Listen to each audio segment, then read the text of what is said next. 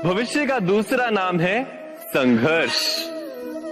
हृदय में आज इच्छा होती है और यदि पूर्ण नहीं हो पाती तो हृदय भविष्य की योजना बनाता है। भविष्य में इच्छा पूर्ण होगी ऐसी कल्पना करता रहता है, किंतु जीवन ना तो भविष्य में है ना अतीत में। जीवन तो इस क्षण का नाम, अर्थात इस क्षण का अनुभव ही जीवन का अनुभव। पर हम ये जानते हुए भी इतना सा सत्य समझ नहीं पाते। या तो हम बीते हुए समय के स्मरणों को घेर कर बैठे रहते, या फिर आने वाले समय के लिए हम योजनाएं बनाते रहते हैं और जीवन जीवन बीत जाता है। एक सत्य यदि हम हृदय में उतार लें कि ना हम भविष्य देख सकते हैं, ना ही भविष्य निर्मित कर सकते हैं, हम तो केवल धैर्य और साहस के साथ भविष्य को आलिंगन दे सकते हैं, स्वागत कर सकते हैं भविष्य का। तो क्या जीवन का हर पल जीवन से नहीं भर जाएगा? स्वयं विचार कीजिए।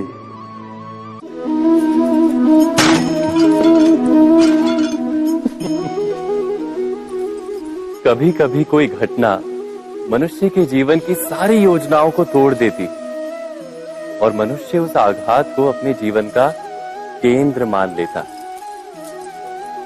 पर क्या भविष्य मनुष्य की योजनाओं के आधार पर निर्मित होते हैं? नहीं। जिस प्रकार किसी ऊंचे पर्वत पर सर्वप्रथम चढ़ने वाला उस पर्वत की तलाई में बैठकर जो योजना बनाता है, क्या वही योजना उसे उस पर्वत की चोटी तक पहुंचाती है?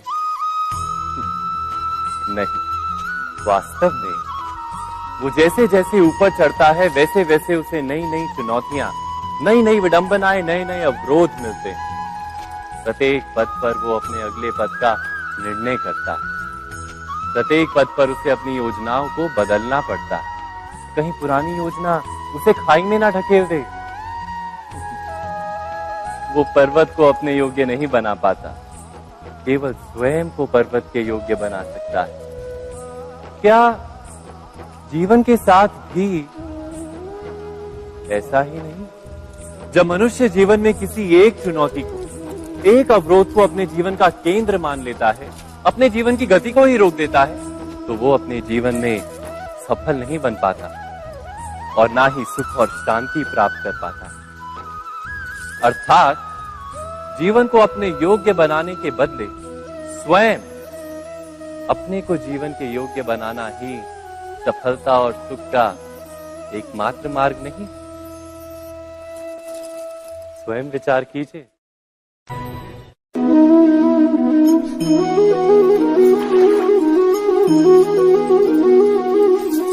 पिता सदा ही अपने संतान के सुख की कामना करते हैं, उनके भविष्य की चिंता करते रहते हैं। इसी कारणवश सदा ही अपने संतानों के भविष्य का मार्ग स्वयं निश्चित करने का प्रयत्न करते रहते हैं। जिस मार्ग पर पिता स्वयं चला है, जिस मार्ग के कंकर पत्थर को स्वयं देखा है, मार्ग की छाया, मार्ग की धूप को स्वयं जाना है, उसी मार्ग पर उसका पुत्र भी चले, यही इच्छा रहती है हर पिता की। निस्संदेह उत्तम भावना है ये, किंतु 3 प्रश्नों के ऊपर विचार करना हम भूल ही जाते हैं। कौन से प्रश्न? प्रथम प्रश्न, क्या समय के साथ प्रत्येक मार्ग बदल नहीं जाते? क्या समय सदा ही नई चुनौतियों को लेकर नहीं आता? तो फिर बीते हुए समय के अनुभव नई पीढ़ी को किस प्रकार लाभ दे सकते हैं? दूसरा प्रश्न, क्या प्रत्येक संतान अपने माता पिता की छवि होता है? हाँ, संतानों को संस्कार तो अवश्य माता पिता देते हैं, किंतु भीतर की क्षमता तो ईश्वर देते हैं। तो जिस मार्ग पर पिता को सफलता मिली है, विश्वास है कि उसी मार्ग पर उसकी संतानों को भी सफलता और सुख प्राप्त होगा। तीसरा प्रश्न, क्या जीवन के संघर्ष और चुनौतियां लाभकारी नहीं होती? क्या प्रत्येक नया प्रश्न एक नए उत्तर का द्वार नहीं खोलता? तो फिर संतानों को नए नए प्रश्नों, संघर्षों और चुनौतियों से दूर रखना, ये उनके लिए लाभ करना कहलाएगा या हानि पहुंचाना? अर्थात जिस प्रकार संतान के भविष्य का निर्माण करने के बदले उसके चरित्र का निर्माण करना श्रेष्ठ है, वैसे ही संतानों के जीवन का मार्ग निश्चित करने के बदले उन्हें नए संघर्षों के साथ जूझने के लिए मनोबल व ज्ञान देना अधिक लाभदायक नहीं होगा? स्वयं विचार कीजिए।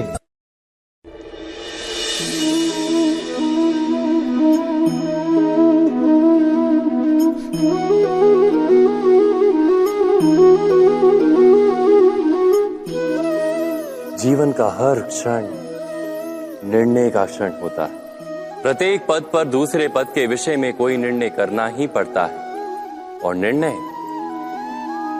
निर्णय अपना प्रभाव छोड़ जाता है। आज किए गए निर्णय भविष्य में सुख अथवा दुख निर्मित करते हैं, ना केवल अपने लिए, अपने परिवार के लिए भी, आने वाली पीढ़ियों के लिए भी।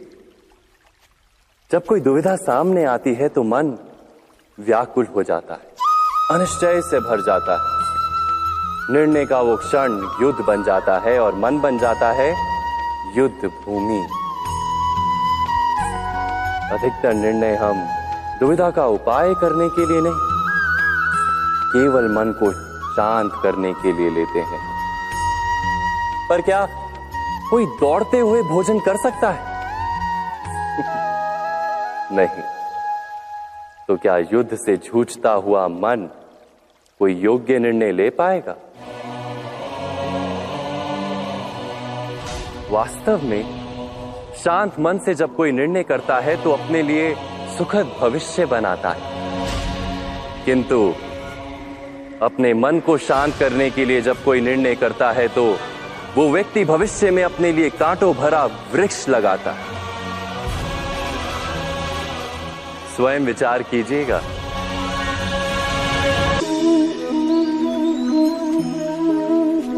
सबके जीवन में ऐसा प्रसंग अवश्य आता है कि सत्य कहने का निश्चय होता है हृदय में, किंतु मुख से सत्य निकल नहीं पाता। कोई भय मन को घेर लेता है। किसी घटना अथवा प्रसंग के बारे में बात करना या फिर स्वयं से कोई भूल हो जाए उसके बारे में कुछ बोलना, क्या ये सत्य है? नहीं, ये तो केवल तथ्य है। अर्थात जैसा हुआ था वैसा केवल बोल देना सामान्य सी बात। किंतु कभी कभी उस तथ्य को बोलते हुए भी भय लगता है। कदाचित किसी दूसरे की भावनाओं का विचार आता है मन, दूसरे को दुख होगा ये भय भी शब्दों को रोकता है। तो ये सत्य क्या है? क्या हमने कभी विचार किया है? जब भय रहते हुए भी कोई तथ्य बोलता है तो वो सत्य कहलाता है। वास्तव में सत्य कुछ और नहीं, केवल निर्भयता का दूसरा नाम है। और निर्भय होने का कोई समय नहीं होता, क्योंकि निर्भयता आत्मा का स्वभाव है। अर्थात क्या प्रत्येक क्षण सत्य बोलने का क्षण नहीं होता?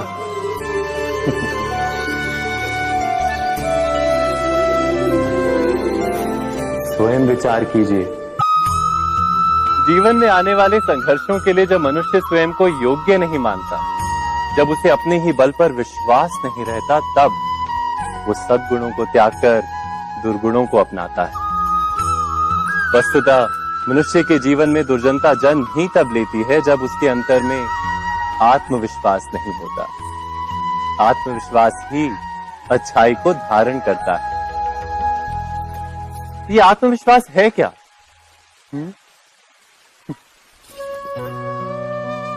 जब मनुष्य ये मानता है कि जीवन का संघर्ष उसे दुर्बल बनाता है, तो उसे अपने ऊपर विश्वास नहीं रहता। वो संघर्ष के पार जाने के बदले संघर्ष से छूटने के उपाय ढूंढने लगता है। किंतु जब वो ये समझता है कि ये संघर्ष उसे अधिक शक्तिशाली बनाते हैं, ठीक जैसे व्यायाम करने से देह की शक्ति बढ़ती, तो प्रत्येक संघर्ष के साथ उसका उत्साह बढ़ता है।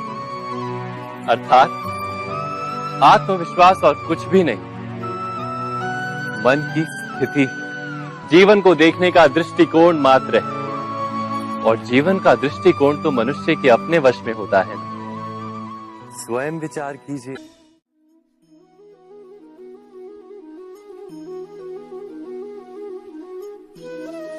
ज्ञान प्राप्ति सदा ही समर्पण से होती है, ये हम सब जानते हैं। किंतु समर्पण का वास्तविक महत्व क्या है? क्या हमने कभी विचार किया?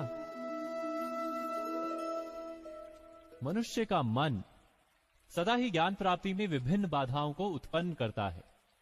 कभी किसी अन्य विद्यार्थी से ईर्ष्या हो जाती है, कभी पढ़ाए हुए पाठों पर संदेह जमता है, और कभी गुरु द्वारा दिया गया दंड मन को अहंकार से भर देता है। नहीं, क्या ऐसा नहीं होता? न जाने कैसे कैसे विचार मन को भटकाते हैं, और मन की इसी अयोग्य स्थिति के कारण हम ज्ञान प्राप्त नहीं कर पाते। मन की योग्य स्थिति केवल समर्पण से निर्मित होती है।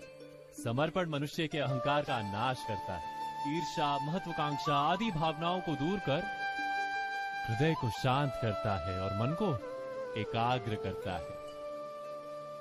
वास्तव में ईश्वर की सृष्टि में ना ज्ञान की मर्यादा है, ना ज्ञानियों की।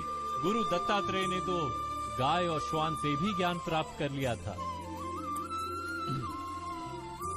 अर्थात विषय ब्रह्म ज्ञान का हो, या जीवन के ज्ञान का, या गुरुकुल में प्राप्त होने वाले ज्ञान का, उसकी प्राप्ति के लिए गुरु से अधिक महत्व है उस गुरु के प्रति हमारा समर्पण। क्या ये सत्य नहीं? स्वयं